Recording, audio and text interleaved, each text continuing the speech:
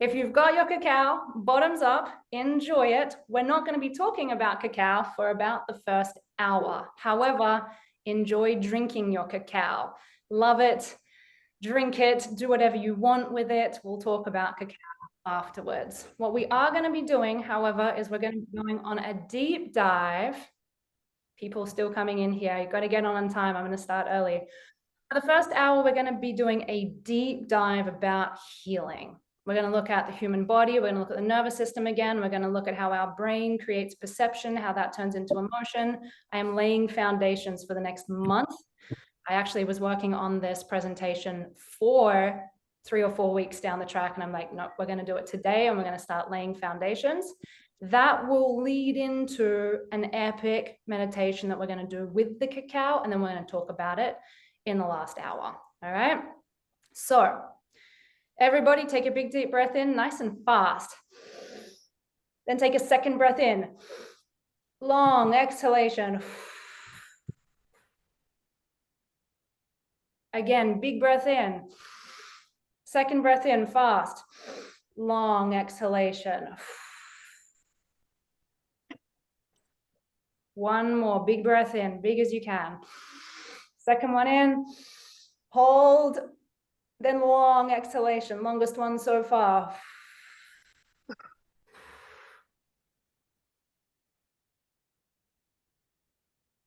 This is called a physiological sigh. We'll talk about it later. It bypasses any type of metaphysics or dogma. You're basically just tapping into your parasympathetic nervous system. Want to do one more? Big breath in. Second breath in. All the way out. 10, 9, 8, 7, 6, 5, 4, 3, 2, 1. Feeling the nervous system relax without anything other than a specific type of sigh. You'll be learning about that in a couple of weeks if you haven't already learned about it. Thinking I might actually teach the anatomy and physiology of the lungs at some point, but basically what you're doing is you're communicating with the phrenic nerve, which is talking to your brain, which is telling you that you can decrease your heart rate and blood pressure because you've got enough oxygen in the system, which is actually a byproduct of blowing out carbon dioxide. So interestingly, for those of you who are a bit nerdy, your breath rate is determined by the amount of carbon dioxide in your system.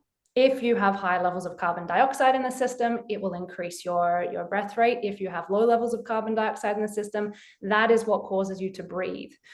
Do not actually breathe in air and breathe out air. What we're doing is regulating carbon dioxide levels because it regulates our pH. So if anyone who thinks that you ever are triggered to breathe in air, that's never what's happening. You are regulating your pH, which is an internal state of the body, through regulating levels of carbon dioxide, and not even levels of carbon dioxide. We'll take it a bit further. That breaks down to hydrogen ions. Hydrogen ions changes the pH balance. Your brain is reading pH balance. That's just a teeny tiny little insight into a door, and that's what actually starts to link your heart, your lungs, your kidneys, and all sorts of other physiological aspects in the body because it's one system. So I'm very excited. I haven't actually spent a lot of time teaching anatomy and physiology in SPY before, but for those of you who don't know, I spent 7 years in undergrad biomedical science and studying Chinese medicine. I was actually lead tutor for integrated systems physiology. So I taught advanced heart, lung, kidney physiology at university to undergrad med students. And I knew one day I would want to bring it back in and bring it into this work, but only when it was necessary. And this round, it's necessary. Okay, so everybody feeling a little excited and ready to get going? You're going to need to bring yourself into the space. Bring yourself into the present moment, because I'm going to be presenting you another presentation. It is a more advanced, more complete presentation of last week, because after I did that, I sat down and then I got into it in even more detail. So I'm going to be sharing my screen and we're going to be spending some time doing this. If you have questions, raise your hand. It's pretty in depth. So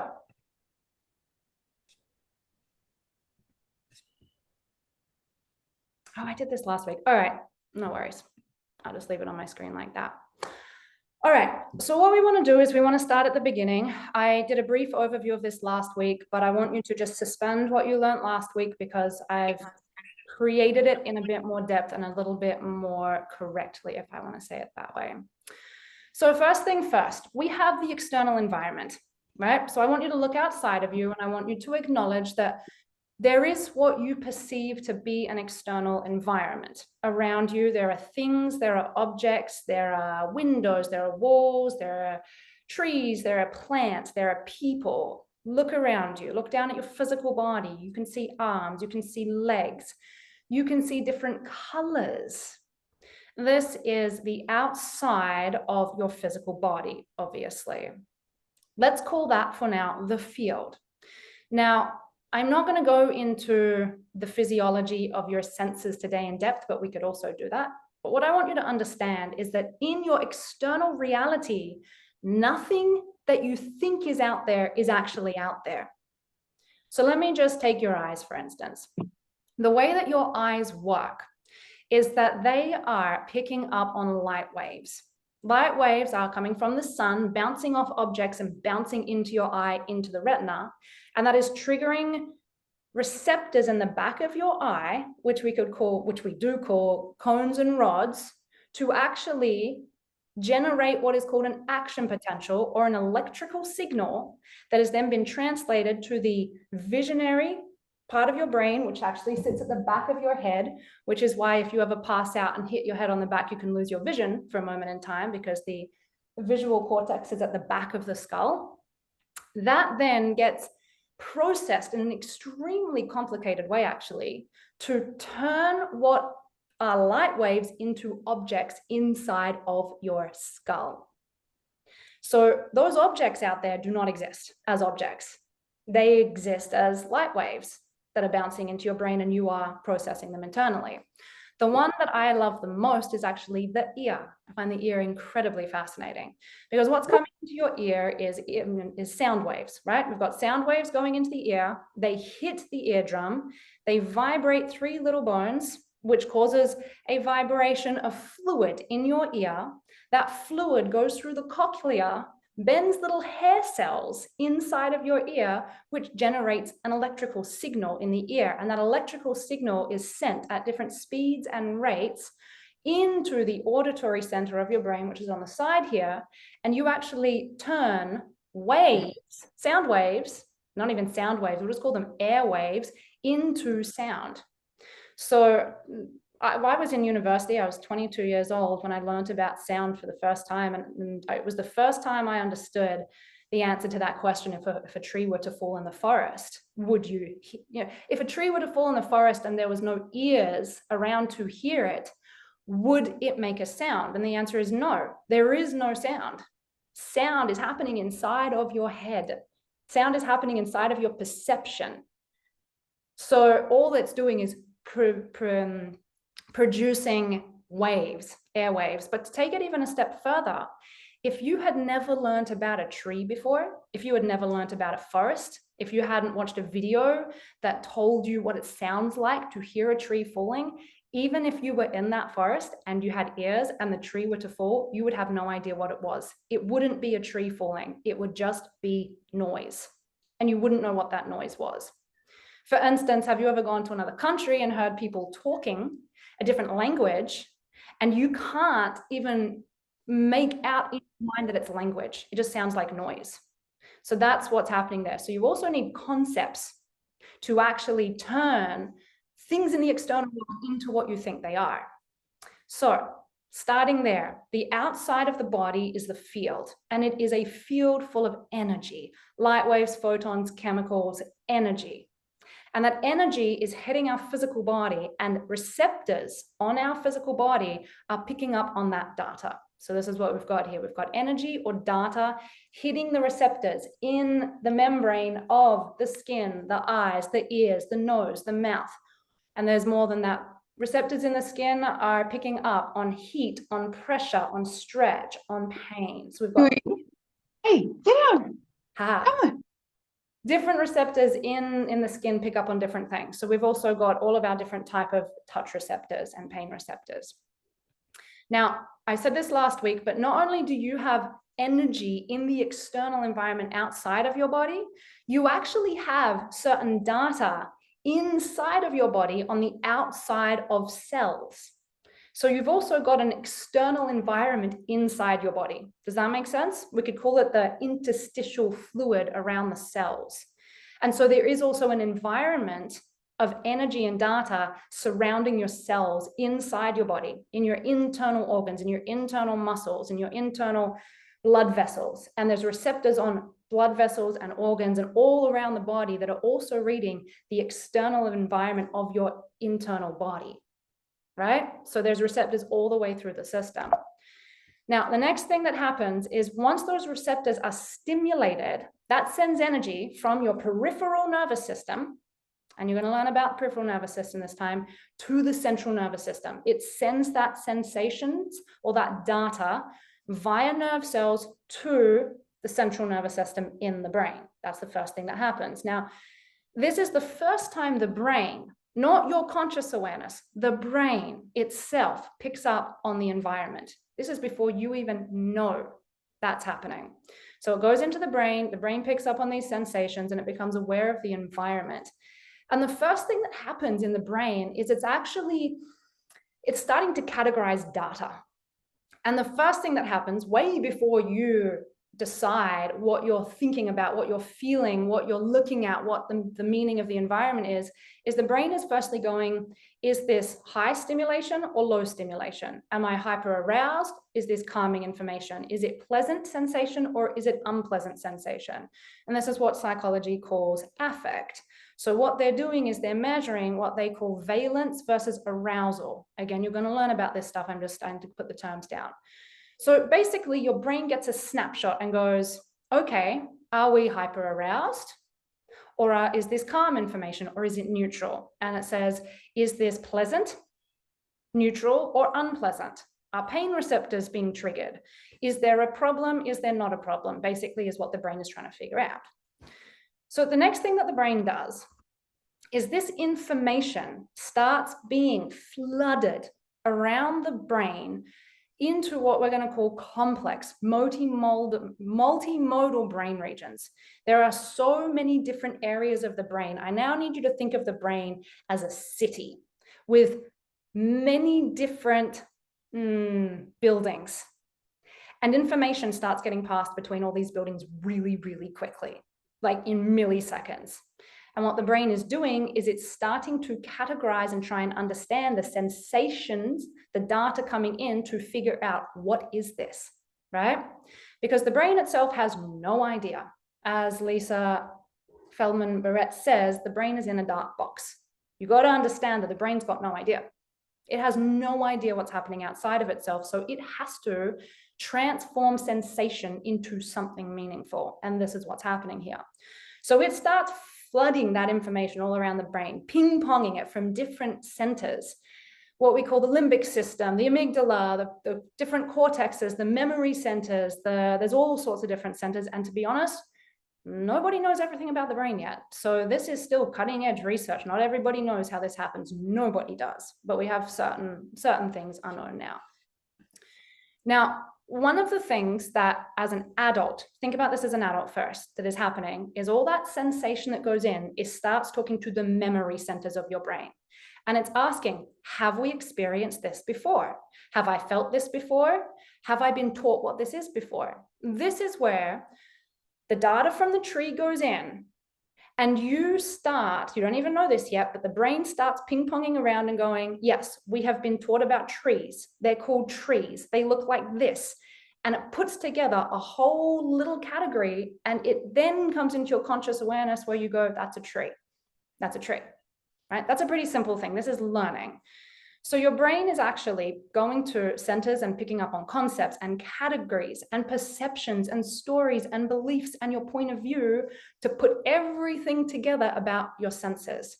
So that by the time you become aware of it, you know, I'm standing here in this space and time, looking at XYZ things, and this is my perception of XYZ things. This is a tree. I'm in this country. It's daytime, it's nighttime, I have friends around, that's a dog. There is a threatening situation, I'm in an argument, right? So this is what the brain is doing. And what I want you to understand here is it is going back to memory. It's going back to past memory to pick up on what's happened in the past so that you can make sense of what you're looking at now. Does that make sense? So for instance, if you had never seen a tree before, you'd never heard about a tree before, and you had no idea what this was, you never saw it in a book, no one ever talked about it. If you saw a tree for the first time, your brain would be like, what is this? I haven't seen it before, I now have to learn about it. There's nothing in my memory bank that tells me what this is, so now I have an option. Do I ignore it or do I learn about it? So this is what we're doing at all times. Now, before we get to memory, obviously learning kicks in. We have to learn before we have memories. So this learning is happening all the time, but as you guys know, a lot of this learning happens when you are, I believe, in utero, and then also a huge amount of learning happens in the first 7 years of your life. So here in the learning phase, we could say that this has to do with being socialized. It is based on your culture and the language and the concepts that that culture uses, and also all the trauma that you experience in that upbringing. So here, socialization, culture, language, and trauma, these are the ingredients for your learning. It's not all bad, because sometimes you're just learning stuff. Sometimes your culture just says, this is a cactus and it has a spirit, and the spirit is this name, and this is what the concept of that is, and now you've learned something about the cactus based on that culture and that understanding. Obviously, we're going to talk a lot about trauma, so we're not going to go deep into trauma here, but in general, trauma is a socialization. Trauma and socialization go together because we use a lot of very traumatic methods to train children into socialization. What is right, what is wrong, what is good, what is bad, what is happy, what is sad. We train everything. Where it gets really cool when we get into how emotions are made is you're going to realize that even emotions are trained into people. They're trained in, they're socialized in. It's based on the culture. It's not based on something intrinsically existing in the system. So let's keep going. After the brain has received the sensation, the data, and is now processing it through the memory center, the next thing the brain does is it makes a prediction. And this is what Lisa Feldman-Bennett's going to tell you again and again and again. The brain's job is to predict what is happening in its external environment based on the sensational data coming in and the memory and the concepts that it has stored in its system. So the brain needs to guess. And this is the coolest thing to understand about the brain. The brain does not know. It's making the best guess that it possibly can at what all the incoming sensations are and what they may mean to the person, so that the brain can come up with the most, listen to this, metabolically safe thing that your body can do based on this prediction and these past experiences. So this is where Lisa Feldman-Bennett, she's going to talk a lot about the body budget. And she says, your brain is like an accountant. This is a cool way to think about it. And the accountant wants to understand how much energy can I spend, how much do I have, and how much do I save? When should I spend and when shouldn't I spend? If I perceive there to be a threat, I may need to spend energy to meet that threat. If there is no threat, I may need to pause us to rest. Or is the person putting energy in through eating good food, sleeping properly, hugs, positive emotions? Cool, we're getting energy in, we're storing that. And so the brain is an accountant that is coming up with how you should spend your energy based on the data and the predictions that it's making. Are you guys starting to see how this is all set up? It's so interesting because depending on the concepts, the categories, the perceptions, the stories, the beliefs, the point of view, the socialization, the culture, and the trauma you've had, your brain's going to make different predictions. If your brain is making different predictions, it's going to decide on different things to do, different actions, different outcomes. So once the brain comes up with a prediction, this is what happens. The prediction is based on your beliefs. That prediction then talks to the cells in your body. So imagine this. The central nervous system then comes up with a prediction that sends, I believe, efferent signals from the brain to the body, to the cells of the body, and says, okay, body, this is what's happening. It's now time to start producing certain proteins that affect the physical body. Proteins are what dictate your feelings, your emotions, and all the movement in your system, right? It's all the processes, all the feelings, everything. So your perception tells your DNA to turn on and start producing the effect. Now, what are these effects? These are emotions and behaviors.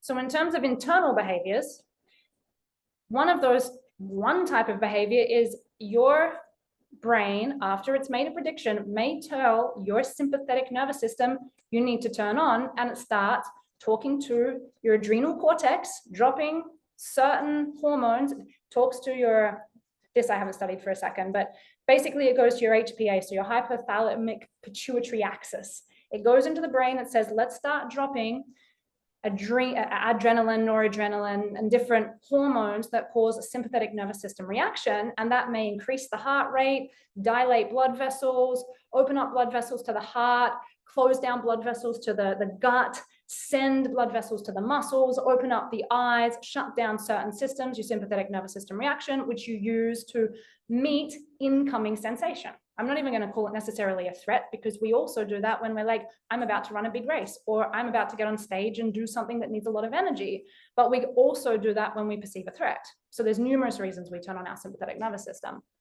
Or we go into parasympathetic nervous system and say, oh God, this feels so good. This incoming data feels amazing. I'm drinking this gorgeous cup of cacao right now, and my whole body is like, this is a input into my system. And so my parasympathetic nervous system is turning on, and the digestion is kicking in. And what I like about parasympathetic is some people call it rest and digest. I also call it rest, digest, and there was another one, and realization.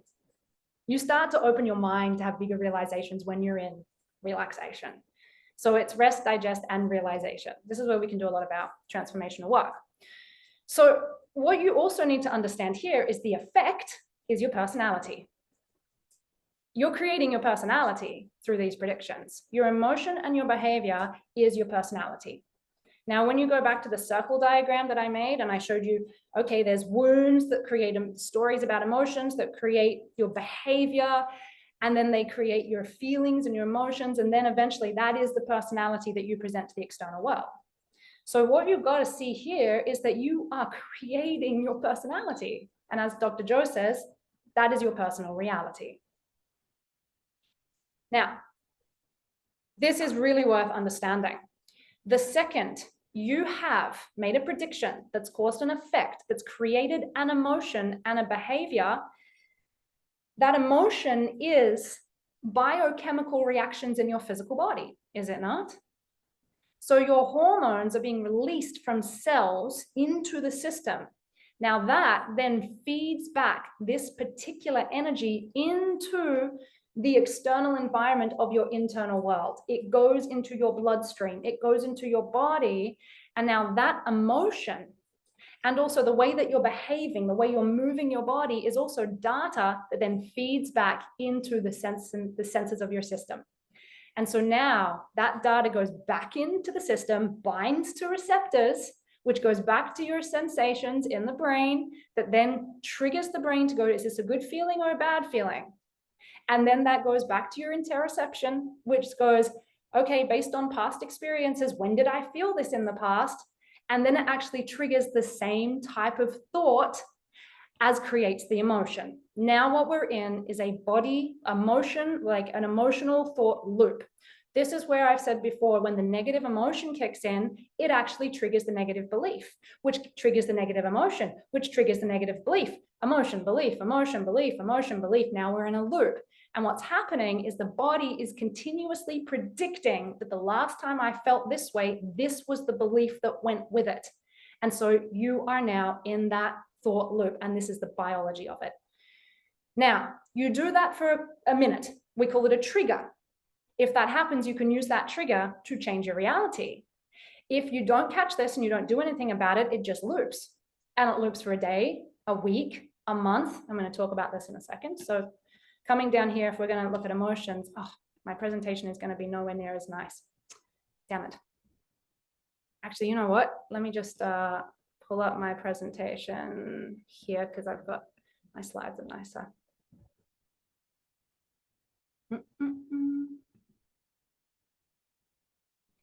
Oh, wait a minute. Sorry, guys, it's definitely worth looking at it this way. Having fun so far? We're hardly getting started here. So here we go. Repeat the loop again. What was the loop? When does it loop? You want me to repeat the loop? Yes, please. Cool. So going back to,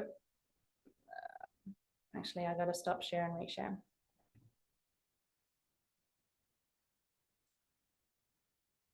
Okay, can you guys see this? Yep. Okay, so here's the loop. Energy comes in. Sensations go into the system. It goes into very complex regions of the body, and it goes to your memory, and it says, hey, last time I felt this, this is the belief that went with it. So let me give you an exact example. Let's say that you have a sensation that comes in, and when you felt that in the past, you associated it with failure. So you have this feeling and you go, this feeling, this experience is associated with failure, and it causes you to think, I'm a failure. Then you kick into all the stories and beliefs and points of view that match the belief I'm a failure. That then tells your brain to predict that it's in a state of failure. The brain then says, okay, this is what we're going into. We're going to need to now create a physiological response to that belief. And therefore it drops an emotion or a bunch of biochemicals that are translated as the feeling of failure. That feeling, those emotions, those biochemicals then feed back into your sensorial data in the body. And that then feeds back into your brain that says, hey, I'm feeling failure. And then the mind goes, I'm a failure. And then you feel more of a failure. And then you come up with more stories and you say, well, last time I felt this, it meant that my partner left me. Now I believe that my partner's going to leave me. Now my brain is going, oh my God, I'm going to be alone. And that feeling of alone goes into a prediction. Shit, I'm about to be alone. The system goes, that's a threat. Let's create more biochemicals to let the person know, A, that they're going to go into that. And now we're creating behavior in the body that matches being alone. Then if that's what happens, the brain goes, cool, my prediction was right. Let's do it again. And it loops. Now, let me just go a little bit further before I answer some more questions here. I'm going to talk about emotions specifically. So obviously, if you have a negative concept, what that does, because it can be either way. If you have a positive concept, if you have a expanded, I'm actually going to try and get out of negative positive, although it's helpful, but let's say you've got an expanded concept that makes you feel good, that is more in alignment with, let's say, love and truth, if you want to look at it that way, it's going to result in the feeling of a positive experience. And this is a way of thinking that you're putting money into the system. Now, if that's not what's happening, you're going to experience a negative experience. And this actually starts to take money out of the system. That's what makes it feel like a slightly negative experience. Now, if it's short-term, no problem. This is what Joe Dispenza says. If it's a couple of hours to days, it's a mood. But we can move through a mood and we can learn what to do with that. If it's weeks to months that you're in this loop, we call that a temperament.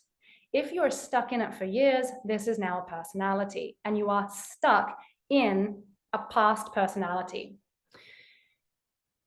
Next thing to understand here is that if you're stuck in a negative thought emotion loop for an extended period of time, what you're doing is you're making withdrawals from your system all the time, all the time, all the time, all the time. And what this does is it actually begins to deplete the immune system. Because you're taking energy out all the time, and the immune system is having to work all the time, all the time, all the time. And eventually the immune system goes, I'm exhausted. And it starts decreasing its functionality. And long-term, that's what leads to metabolic illness, disease. Now, what are metabolic illnesses? Heart disease, heart attacks, depression, anxiety, chronic pain, cancer, diabetes, Alzheimer's, every disease that I studied at university. This was the main diseases that we studied at university, minus depression, because they really didn't know what the frick's going on there other than looking at through the lens of biochemistry. Chronic pain, fibromyalgia, migraines, digestive problems, Crohn's disease, metabolic disease, thyroid conditions, all the stuff. Now, if it gets to the point of actual physical disease, fine, then we work there. But you guys might go, well, I don't have a physical disease yet. Anxiety, depression, panic attacks. Okay, so this is how it happens. Long-term negative experiences which deplete the body budget, which deplete the immune system. Now, what I want to add here is that some people, when they get a disease, go, maybe it's my karma. Maybe it's my karma and I'm working out karma. And I would like to say, yeah, it is your karma, but not in the way that you think it is. You're not being punished because you did something wrong on a higher level and God's punishing you. It is cause and effect. That's what karma is. There is a cause, which is your limited perception, that is creating an effect. You are causing the effect. You are causing the disease. Now, this doesn't mean that you're wrong. Can you see here how if somebody has a really limited, shitty perspective of karma, when they get a disease, they go, oh, it's because I'm a bad person. Boom, they've just gone back into a negative concept, which actually triggers off more negative predictions, which makes them feel even worse. Is that going to help them heal the disease and get out of their karma? That's going to make it worse, which is why I highly disagree with the idea that karma means you're doing something wrong or bad, because that belief literally creates the experience of feeling worse and you get stuck in it. So now let's have a look at behavior and emotions. This here together, they're so intertwined. They're so intertwined that you almost can't pull them apart. So this is what I said before. This here is what creates your personality. Now imagine that you have a personality that has been stuck on negative beliefs for years.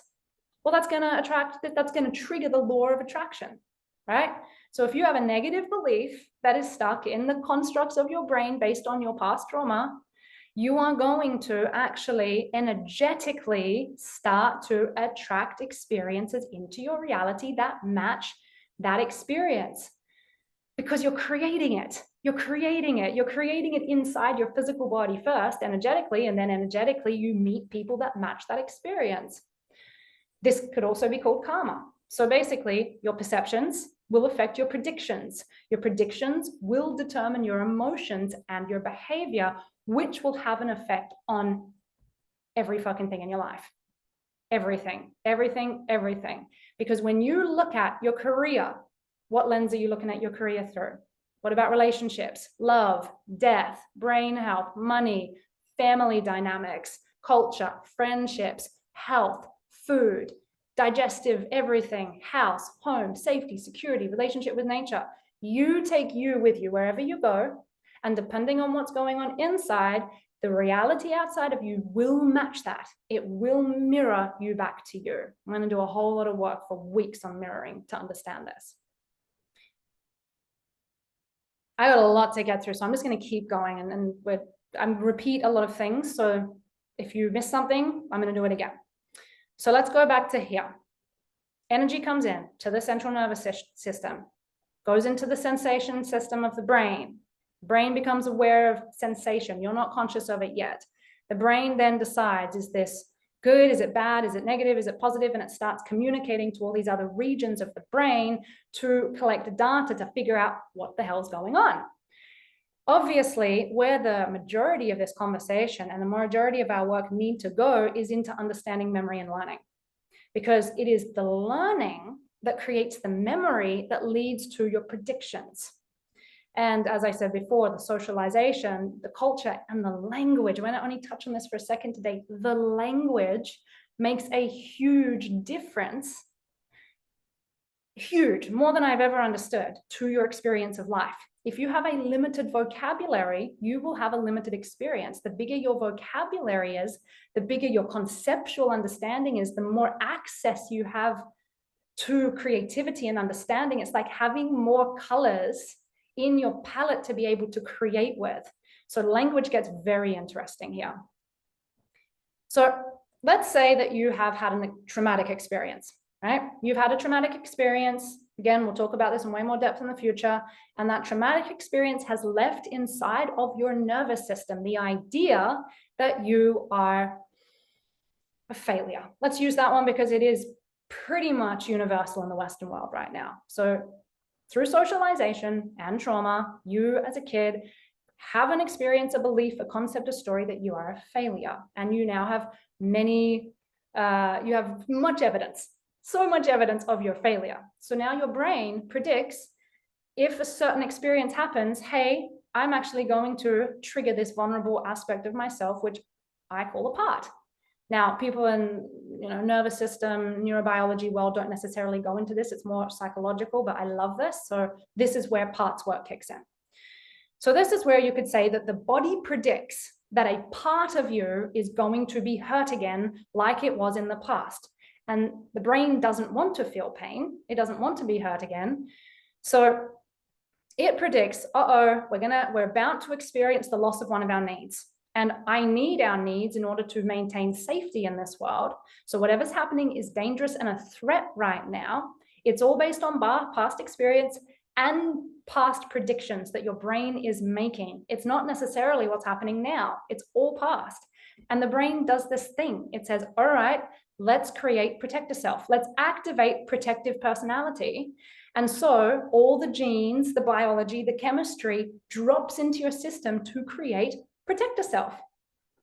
This is literally a biological response. And the protector self comes in and says, right, I'm going to take over the personality and I'm going to experience and express certain emotions and behaviors that are designed to protect the system. This is where we talk about every single mask that a human being creates.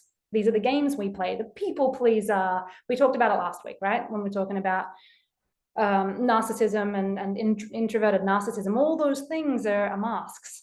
And there's many more, again, that we'll talk about. The happy self, the intelligent self, the sensual self. There are so many things that we do to avoid feeling pain. And the way we look at it is we create a protective personality.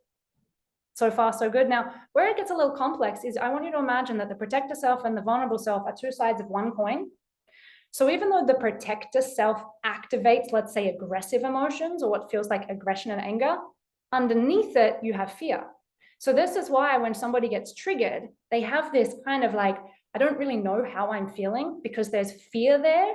There's actually the feelings and emotions of the vulnerable self hidden underneath the mask of what feels like exaggerated emotions. And the behaviors can get weird too. The behavior may be the behavior of the protector self, but every so often the vulnerable self kicks in. And so you can see people like bounce between protective, vulnerable, I'm aggressive, I'm sad, I'm scared, I'm this, and it gets very wild for a bit. But this is the body, the brain, the nervous system doing everything it can to protect itself. Fucking cool, huh? Really interesting. And feedback loop just goes straight in. And it loops and it loops and it loops and it loops. And this is why we get stuck in arguments with our partners. So as an overview, when the brain predicts a threat, and that's based on concepts, perceptions, stories, beliefs, past experiences, when the brain perceives a threat, it can evoke a very complex response within the individual's personality. Sorry, it can evoke a complex response wherein the individual's personality may manifest as a protector identity. So this is the result. The identity's primary function is to pursue the fulfillment of basic needs. This protector self is like, my only job is to make sure needs are met. Safety, control, love, affection, validation, whatever I need to do. And so I will morph myself into anything I need to make sure I'm getting those needs met, all based on past experience and learnt conditioned behaviors. The attainment of the needs serves to nurture the individual's physical and psychological system. So you got to imagine that the brain is going, I need to do this in order to get my needs met, in order to actually maintain my health. And short term, it works. Short-term survival, sometimes this is good. Problem with our this long-term system is that when you get stuck in that loop for years and years and years and years, it actually becomes damaging, depleting, and it's what creates disease and all the breakdown of your relationships. Now you might ask, well, why the heck would the brain and the system and God do something like that? Doesn't that make no sense at all? Well, we're going to talk about that in a second, but I just wrote familiar certain here because one of our needs, basic needs, is familiarity and certainty, is it not? Oh my God, I'm watching talk about learning and conditioning. I've been watching a TV series and they use the term, is it not, all the time. And I've just somehow downloaded that into my system. Familiar and certain. So what happens here, right, is that this cycle becomes familiar. So this is where the person creates. Let's say that the protector self is actually depressed. That can be a protector self where you have developed an identity of depression. And that identity, it might look like you're miserable, but you've actually made peace. I'll say peace. You have become familiar with your sadness. And you know what that means. You know what it's going to feel like when you wake up. You know what it's going to feel like when you interact with people. You know what it's going to feel like through your day.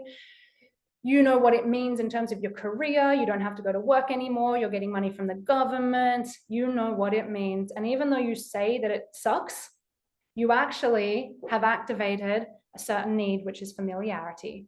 And this is why people get stuck in this one, because they actually are enjoying the familiarity of their past pain playing out again and again and again and again because they know what it is.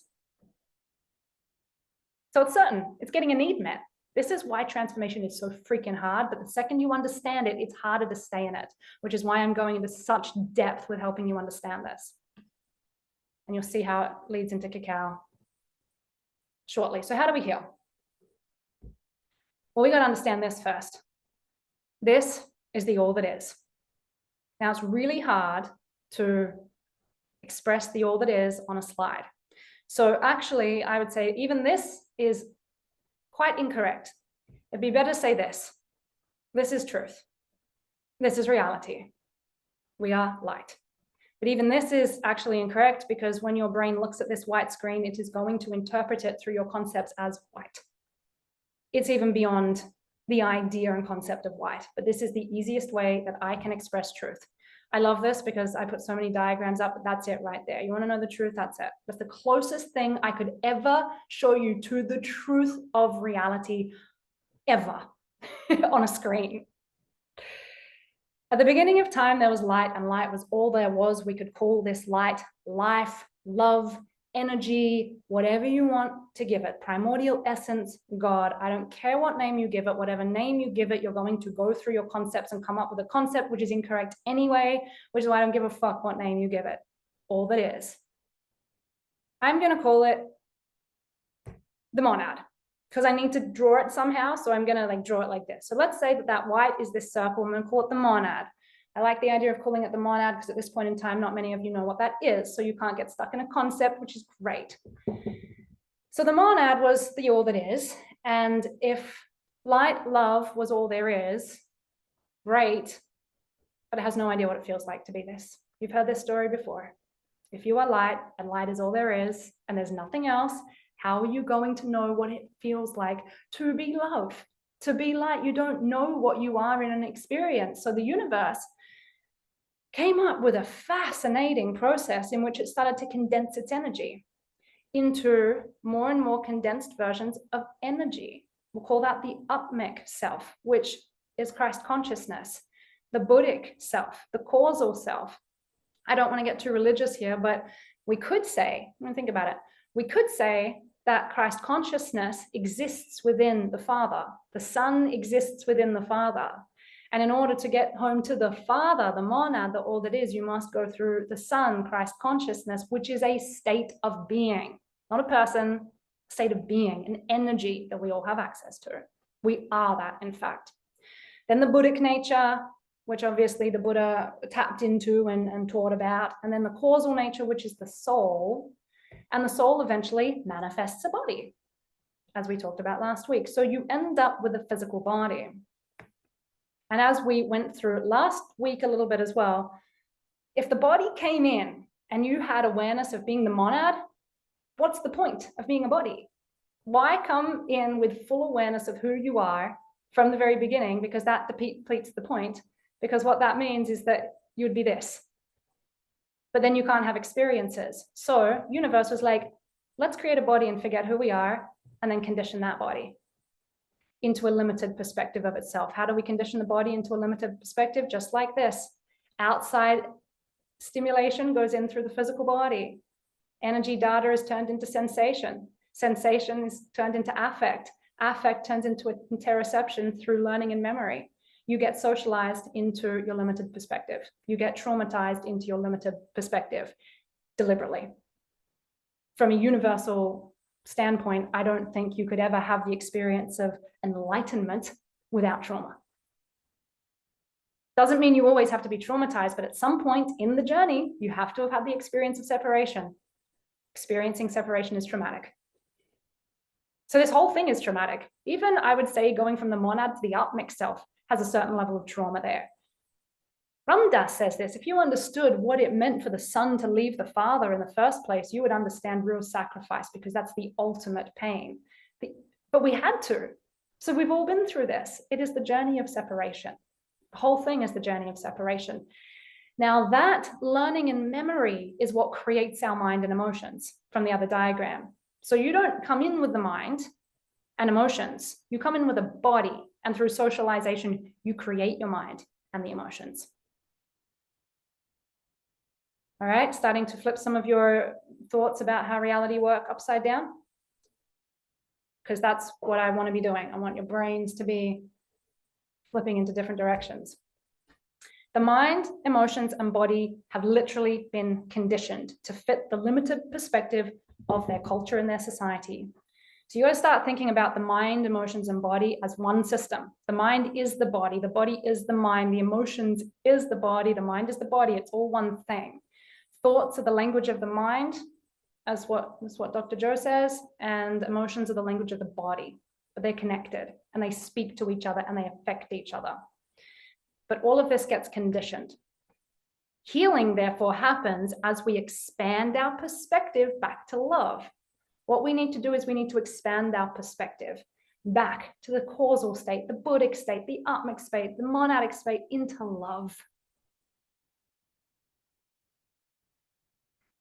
So we're through the majority of this presentation. And this little piece is, how do we heal? Now, first thing first is we could actually start with by making deposits into the body budget. Could you guys understand that? I'm just going to flip back here for a second. Go back. Okay, let's do here. The brain is attempting to come up with predictions to actually meet the needs of the physical body. If you have been in negative predictions for a long period of time, so going back here, because it's nice to see the diagrams, then you've started to deplete the physical body, you actually might be in a state where the body is completely malnourished and breaking down. If your nervous system has been on fire for years, you are in complete survival mode right now for the physical body, because you're actually breaking it down internally. You're starting to destroy your body internally, and you may not even be aware of it yet, through being in a state of chronic inflammation, which is the result of a metabolic disease, which is the result of a low immune system, which is the result of negative perceptions. Now, everyone who's in the cutting edge right now understands that perception is 99.9% the cause of your physical disease, if not 100%. So anyone who thinks that you can do this without bringing the mind in is completely bonkers. The mind is creating your body. But what you can understand is, if you have depleted your nervous system and your physical body for such a long period of time, then maybe the first most loving thing you can do is to make deposits into your body budget. Let's go simple. So if you're having a really shitty time and you can't get out of a pattern, go basic. Have I had enough water? If I haven't had enough water, that's actually going to be perceived as in the body as stress. So go drink more. Maybe, and if your water is not good quality water, maybe you need to get better quality water. Get some minerals in there, put some pink salt in there, squeeze some lime in there, get water in the system. Are you tired? Because sometimes tiredness just depletes the nervous system and you're being an asshole because you're tired. And your tiredness is actually causing negative perceptions because you aren't fucking sleeping. And then you think the world is the worst place in the world, but it's only because you haven't slept for 3 days because you've been partying. Another one I didn't put in here, are you extremely hot? Now, where in Nicaragua, it's extremely hot. That puts pressure on the body. Anyone who's been in really hot environments for an extended period of time after not been in hot environments may actually start to think that they're suicidal because their brain starts going, I'm dying, I'm dying, I'm dying, I hate this. Actually, no, I'm just hot. I need to cool the system down or regulate or retrain myself around the heat. Do you need better quality sleep? Are you malnourished? Is the body freaking out because it's malnourished? Do you need to get better foods into your diet? Superfoods. You need minerals. Maybe you're just eating really shitty. That there on its own can be the reason for so many people's depression. Food, water, and sleep. Not so interesting when you're like, but I want to know the metaphysical stuff. Yeah, this is the metaphysical stuff. Do you need exercise? What type of exercise? Do you need yin exercise or yang exercise? Do you need to do nurturing exercise? Do you need to do some hardcore exercise? Are you starved for love and connection? It may literally be that you haven't been physically touched for some time. And we know as babies will start actually getting sick if they do not get physically touched. Go get hugs. If you can't get hugs, give hugs. Maybe you need to put a sign around your neck and say free hugs and go stand on the street and just give hugs. It could actually help you start to heal your body. I don't care, get creative. When you realize that your life is on the line, anything is worth doing. And this here is actually pretty cheap to do. Get body work. Give body work, get a massage, give massage, do Reiki. If you've got a skill out there, do it. Not because you need to make money, do it because you know it actually helps regulate the body and deposits energy into your system. Eye gaze, sit in the mirror, eye gaze with yourself, eye gaze with others. Ask yourself, where am I at within my cycle? For women, you might need to learn about your cycle and recognize right now, I need more sleep. I need more water. No, this is a good time to exercise, learn about that because sometimes the hormones in your system do change your body budget. Men, you also have a system. Gratitude, giving things away. If you can, if your body is not depleted to the point of absolute exhaustion and stress, and you can access the frequency of gratitude, it is now proven and shown that gratitude deposits energy into your system faster than almost any other state. The way that Dr. Joe puts this, but I've heard this from Esther Hicks, I've heard it from Cryon, I've heard it from other physiologists, I've heard it from neuroscientists, I've heard it from channels all over the place. When you're in a state of gratitude energetically, it is the emotion that tells your cognition, I've just received something I want. I'm in the receiving mode. So it actually tells your system, I'm in the state of ultimate receiving, which is why being in gratitude is the ultimate manifestation state of being, because your whole system in that state is radiating, I am in a receiving state. Cool, huh? How do you get into the state of gratitude? Bless other people for their abundance. Matt Kahn taught us that one. You guys will learn that one. Walk around the street and find things to be grateful for. Bless other people for their abundance. Search for abundance. Search for things to be grateful for. That's why gratitude lists work if you can truly tap into the emotion. If you don't tap into the emotion, it doesn't do anything. And or an appreciation and bliss. Now we've got studies coming out, people teaching all over the place how to activate your bliss pathways, right? Bliss is going to be one of the most healing things you can ever experience, because the second you're in a state of bliss, you're teaching your body, I am safe. I am not only safe, I'm open, the heart expands in bliss.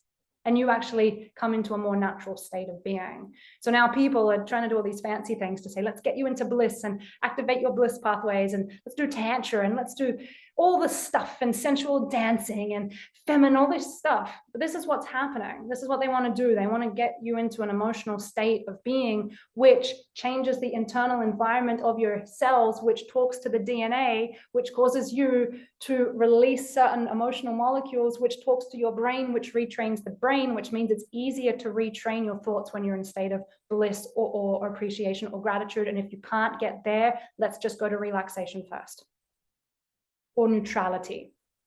If you can't get to relaxation, let's go neutrality into relaxation, and then work your way through the higher and higher states, and then activate your new thoughts, which will create transformation. So If you're wondering why things aren't working and you've been trying to do your inner work for a long time, start here and be like, have I really committed to eating and drinking well and doing these simple things? Because if you're not doing these, fancy stuff's not going to work. Give me a second.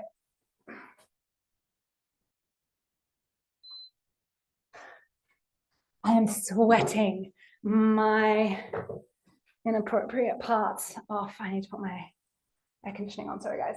Otherwise, I'm going to start stressing out my body and creating some sort of negative feedback loop. All right. Okay, next. Do as much of this as you possibly can. And if you still feel like crap and are still manifesting unwanted things, then it's time to go inwards. Actually, I would actually like to say that differently. I would like to say also do as much of this as you possibly can. And when you're feeling really good, also, now let's do your inner work. So either way, we got to get the basics done first. We'll look after the physical body, because for any of you who know, anyone here experience chronic pain? Because I do. Anyone experience depression, anxiety, pain, headaches, gut problems, anything? Anyone had any of those experiences? Okay, ever? You would know when your body is highly depleted, the last thing you're going to do is sit down in meditation and do some sort of like positive focus work. There's no way. You just need to look after the body.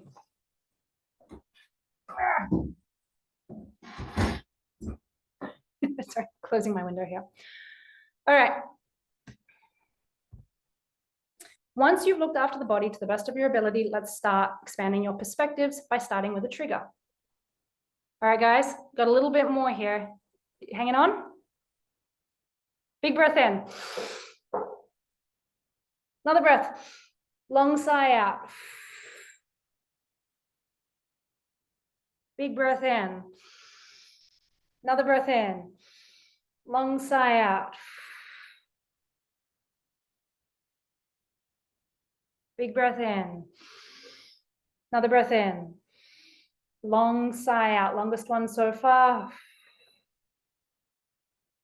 Let relaxation move through your whole system. And as this happens, remind yourself, this is exciting. This is expanding my mind. I am designed to learn, to understand, to grow, to evolve. This is exciting. I can learn new things. All right. Now, next step is we want to expand our perspective, starting with a trigger. Same diagram as before, so nothing new is here, but what I want to show you is that either life or through a stimulated experience, you can put pressure on the system to trigger the unconscious perception. So let's say partner comes in, triggers you, or you're tired, or it's your cycle, or something scary happens, or you lose your job, or you don't have enough money, or you look in your bank account, whatever it is. Something comes along and adds pressure to the system. This is what a trigger is. I've never taught this in so much depth before. This is what a trigger is. Sensation goes in, data goes into your central nervous system. Same process. Hits the effector center, talks to the multimodal brain regions, based on your memory, triggers a prediction or a threat. That's what a trigger is. And then your brain goes, oh shit, that's a threat. Activation of, well, already, let's say, hit the vulnerable self, activation of protect yourself now aggressively, or whatever they do to react negatively to partner. Now, this is what I call a trigger. This is what people call a trigger. What people are calling a trigger is extra pressure in the system. And of course, most people get triggered and then blame the person who put the pressure on them, not understanding that the pressure was actually speaking to the concepts and the categories and the perception of the person that caused the trigger. The person didn't cause the trigger. They added the pressure to the system that clicked on your internal story that caused you to react in that way, caused you to choose to react in that way. Firstly, unconsciously, and eventually consciously. Cool? Now do you understand, maybe even in more depth than ever before, what a trigger is? Sweet. I also want to add here that before I said the first thing that you can do to start healing is to increase your body budget, like get the body feeling comfortable. Well, some people like to go the other way to help with healing. Have you heard of vision quests, where you go out into and you stop eating and you stop drinking and you make everything extremely hard, or you go into an incubator with a bunch of people and they're all designed to trigger you by yelling cruel things at you, or breath work, or there's a whole bunch of other tools and techniques. And I want you to now understand that a lot of modalities, what they're doing is they don't even know exactly why they do it. Sometimes they just do it. But what they're doing is they're adding pressure to the system, because what they're trying to do is bring up your limitations, your fears, which is all hanging out down here in your memory, so that you can become conscious of it, so that you can potentially heal it. So yeah, you can kind of go both ways depending on how you want to do this. You could help the body, fill their body with healthy things and actually get the nervous system relaxed so that we can choose to do this work. Or you can pressure them so much that they break. Up to you. Both things work. I've tried both things. I put myself in both ways. I'm actually trying the let's nurture my body way now, rather than let's, do ayahuasca for months on a row and not eat and do all the hard shit. Which also, it works. You can see why it works. So now we got to go backwards and deconstruct it. So the second you have the trigger, now we get to go backwards and deconstruct it. For a lot of people, the first time they become conscious of anything is when they become conscious of the trigger. The rest is on autopilot. Some people are 100% unconscious of all of this until they're triggered. They don't even pay attention to their emotions and their behaviors until they're triggered. So this is where the first moment is, where somebody may become conscious. This is where we can start playing. So this is where we go backwards. All right, I've just been triggered. Now let me see if I can identify the protector self.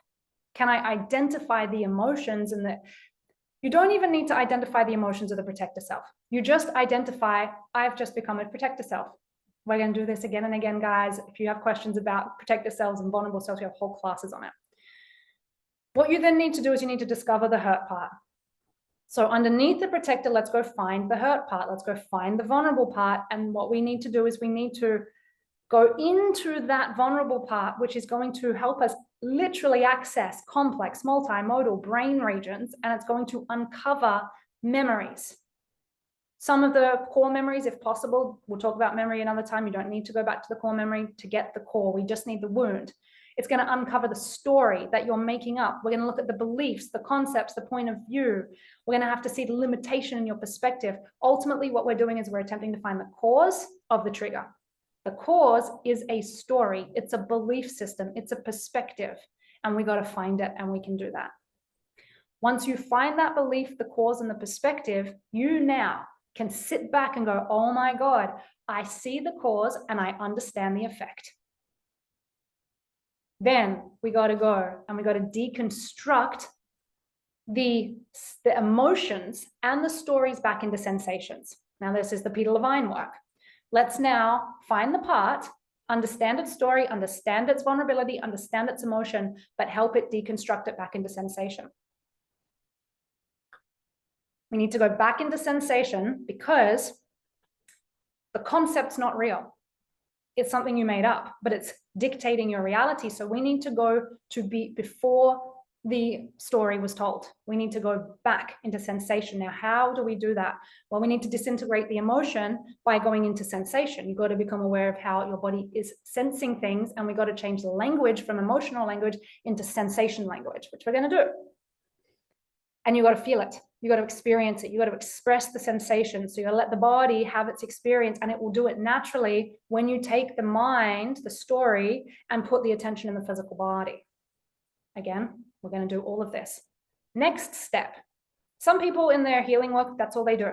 They get to that point, and that is their whole modality. They don't know where to go from there. They haven't learned anymore. We know more than that. After you deconstruct the sensations, you want to expand the perspective. You then need to start moving that person into oneness. The perspective must go beyond the small self into the big self. So you've got to start accessing causal, Buddhic, Atmic, monadic states of being, the oneness state. You have to, in order to actually deconstruct the truth of the story. Otherwise, your small mind is going to believe it. So you need to be able to get out of yourself. You need to become quantum. That's what Joe Dispenza calls it. I say, become oneness, become the field. It doesn't matter. You need to come into the infinite space of potentiality, white space. Because from white space, you can actually look back and very intelligently say, I see the part of me that had that story, but I understand it's a limitation and just a story, a construct that came from conditioning and trauma. It's not the truth of who I am. The next thing, and I add this in here, and not everybody does this, but I believe it's necessary and extremely helpful. You need to learn from your experience. You need to look back and go, what positive things did I learn from that negative experience? Because it actually helps you shift your perspective. You need to see that there was a reason for it, because you've got to create meaning out of your pain. If you can't create meaning out of your pain, life won't get better. So we got to be able to stand back and go, oh my God, it sucks that I have experienced people dying in my life again and again and again and again. It sucks that I've been raped again and again and again and again. It sucks that I could never make money and have experienced the stress and anxiety of living in the Western world with no money for all my life, and it's caused me to be sick. It sucks. But from a higher perspective, through the lens of love, I can come to understand why. And not only that, I can extract positivity from it, and I can use that to make myself a phenomenal human being. I can use that as information to create my new story. So you got to learn from your experience. You got to reclaim those parts. So you've got to actually disintegrate the vulnerable and the protector self, which we do, back into oneness. We merge. We reclaim that energy. And we can do this using our minds to actually say, I understand you, I love you, but you are safe in my heart, that you don't need to exist anymore. And if the vulnerable part is now safe within you, the protector doesn't have a job anymore. So what we do is we recreate a new reality from here. Now, the way that you do that is you have to expand your concepts. You have to change your concepts. You have to learn new concepts. You have to come up with a new story. You've got to be creative. You've got to learn new language. You got to redefine your sensations, and you got to re-socialize yourself. Now, a little bit longer. You guys doing well? Cool. What has been found through scientific study is that the more you feel like you're in a threat, the more your perception starts to close in. It's called convergent thinking, and you start to focus in on the threat and the pain. What we need to train ourselves to do is go into what's called divergent thinking. The second the trauma kicks in, you need to know how to sit down and actually expand your mind back to oneness. That's what I've been training you guys to do for a long, long, long time. You got to get serious about it. You got to train your brain to actually expand back into space and realize I have more, way more possibilities in this moment than I ever thought I did. Now, what the science has shown is that when human beings start to train their brains into divergent thinking under pressure, they become more creative than they've ever become ever before. And this is where they start manifesting miracles. This is where people are healing cancer on the spot. This is all they're doing. This is our work. They're healing cancer. They're changing their past self. They're disintegrating from the past. They're healing their trauma. They're changing everything. But you've got to go into divergent thinking.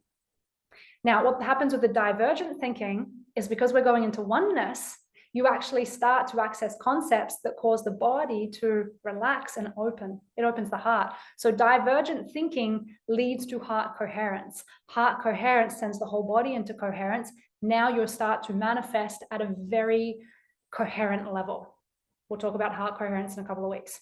So you actually start to not send mixed messages to the universe. This is the state where you say, I am healthy, and the whole universe says, yes, you are, because I am in coherence. You're not in this state of the conscious mind going, I'm healthy, I'm healthy, I'm healthy, whilst the vulnerable self is going, no, I'm not, no, I'm not. Look at all this evidence, because that's an incoherent state. So we got to actually go through this process, get into the divergent space, expand the perspective, recreate from there, and then start doing our manifestation work, if you want to call it manifestation work. When we put our brain into a divergent state, we need to re-decide our stories. We need to change our perceptions and change our predictions. So it's not about just staying in oneness, which is what a lot of you have asked me many times, right? Let me check the time. I got about 5 more minutes before we get out of this. It's not about just staying in oneness. It's about going into oneness and deciding new stories from there. You actually have to train your mind with expanded ideas by changing concepts and memories. You change your memories, you change the past. This leads to a new you, new behaviors, new emotions. And this actually starts a positive feedback loop. Once you start training yourself into positivity, or let's say, I don't want to call it positivity because there's nothing wrong with negative, there's nothing wrong with positive, it's just cause and effect. But once you start training yourself into expanded perspective, the outcome is a positive experience. That positive experience has different positive reactions in the body, which then talks to your receptors, which turns on different genes, which is why the positive feedback loop takes you from shadow to gift to citic state, if you do it long enough. Okay, so here's last little piece. Want to know something really, really cool? I need you to write this down. For your brain to understand that you've changed, you need this new effect to be unfamiliar and a surprise. You actually need your emotional state and your behaviors and what turns up in your world to be surprise. It needs to be something you didn't expect, which is actually one of our basic needs, which is surprise, novelty. You need a synchronized event, synchronicity, something to happen. You go, oh my God, this has never happened before. That is what tells you you've changed. And it's something you've never experienced before, which means you have to be not only willing, but excited to experience the unfamiliar. A lot of people, when they start doing their manifestation work, get the visual of what they want, and then they focus on that, and then that's all they want. But if exactly what they wanted turned up, the brain wouldn't actually pick it up as new, and you wouldn't actually realize you've changed.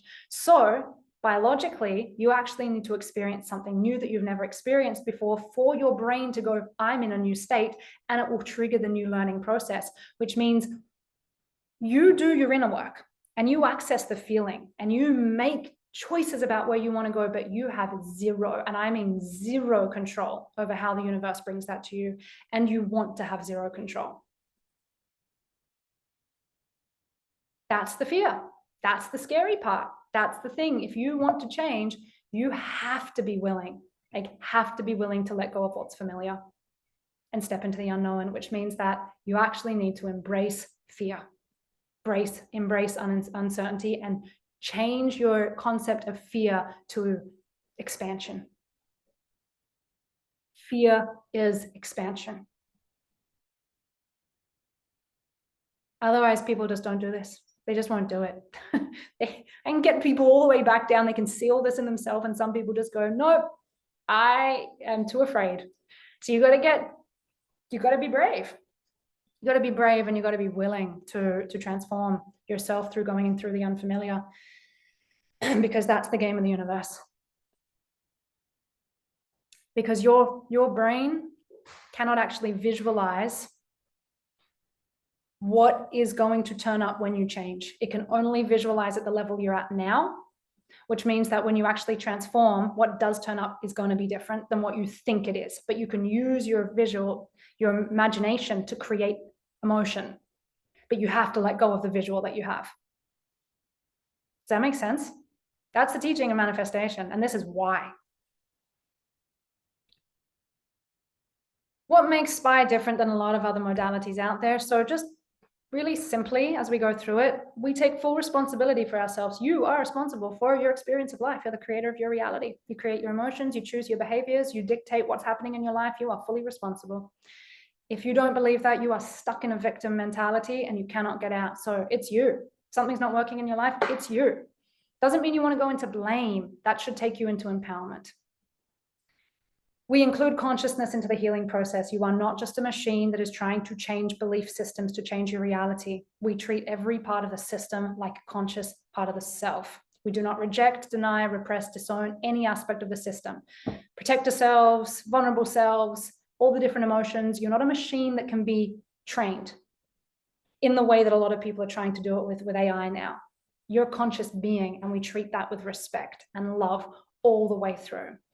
We believe that the ultimate point is the embodiment of love. And I was saying here, I just wanted to add this in. I don't believe in evil as an ultimate truth. I just believe in evil as a very powerful concept. the concept that creates an experience, which you can use to have a experience of life. Learning all the science of this, I was thinking, actually, I'll say that to you in a second. More fun to see your faces. So here it is. There's your diagram of healing and transformation. And this is what we're going to be working on. And I circled up some things and said, all of this is going to be what we're learning over the next few weeks. All of it. We're going to dive into all of these things as complete modules and understand the whole system. So central nervous system, energy, data, sensations, memory, concepts, language, beliefs, socialization, trauma, predictions, vulnerable selves, creator selves, DNA, emotions, behavior, law of attraction, relationships, triggers. We can even learn about deconstruction of emotions into sensations, expanded perspectives, causal self, Buddhic self, change of perceptions, predictions, creating a new self. And if we need to, we can actually start bringing in things like water, sleep, superfoods, exercise. And over time, I'm going to bring in some more stuff here. Which brings us to why cacao. Now, I had to lay all those foundations because in diving into cacao for the rest of our talk today, I want you to understand why I brought cacao into the healing journey. And it's pretty simple. Number one, it's a superfood. So it can actually increase your body budget. That's just a simple one, right? So everybody grab your cacao if you've still got some. Keep drinking. The other thing that I absolutely love about cacao on a very simple level is that it is a vasodilator, which means it brings more oxygen to the heart, which causes the system to biologically change, which actually means it's one of those foods that's really good for this type of inner work. Number two, depending on the concept and the meaning you give cacao, it can work as a very powerful therapeutic and healing ally. I want you to understand that intrinsically, cacao can be nothing to you. It can have no real effect on you, depending on your perception of it, which is why I wanted you to learn some stuff about it so that you could come up with your own perspectives and concepts about it, because your perspectives and your concepts of cacao will give it its power to help you. You're still doing it. You're still doing it. It's the same with all plant medicines. This is why I'm saying here, it can be a friend, it can be a lover, it can be your muse, it can be a teacher, it can be a guide, it can be whatever you want it to be. That's up to you. And I wanted you to understand that it's up to you. Today, what I'm going to share with you about cacao, none of it's true. Unless you decide it is, unless you decide you want to believe it's true. But your beliefs, your perspectives, your stories about it will dictate its effect on you. Same with mushrooms, same with ayahuasca, same with many of the plants. And that brings me to the end of that presentation.